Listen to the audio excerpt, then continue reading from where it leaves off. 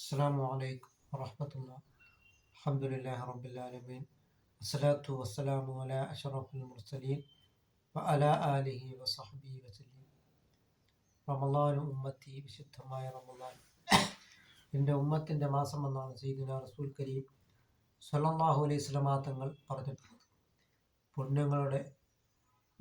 പുണ്യങ്ങളുടെ പൂക്കാലമായ വിശുദ്ധ റമളാൻ ഏകദേശം 2-3 ദിവസങ്ങൾ കൂടി കഴിയുമ്പോൾ നമ്മളിൽ ആഗതമാവുകയാണ്.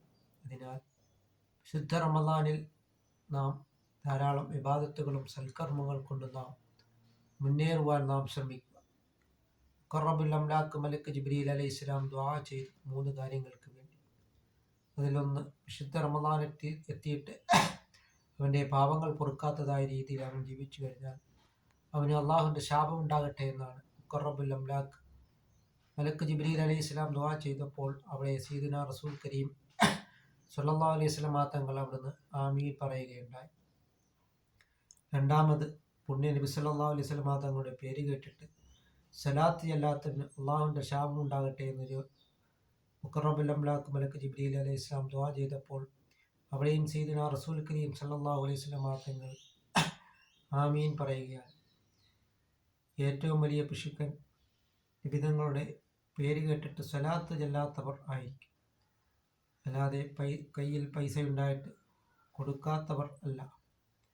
അതുകൊണ്ട് പുണ്യനബി സല്ലല്ലാഹു അലൈഹി വസല്ലമ തങ്ങളുടെ പേര് എവിടെ കേട്ടാലും നാം സ്വലാത്ത് ചൊല്ലുക.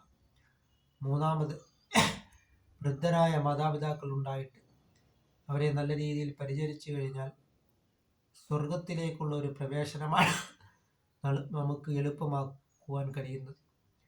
അതുകൊണ്ട് നാം ഇന്നത്തെ ആധുനിക സമൂഹത്തിൽ വൃദ്ധരായ മാതാപിതാക്കളെ നോക്കാൻ വയ്യാഞ്ഞിട്ട് കൊണ്ടുപോയി വൃദ്ധസദനങ്ങളിൽ കൊണ്ടുപോയി കടത്തുകയാണ് ചെയ്യുന്നത്.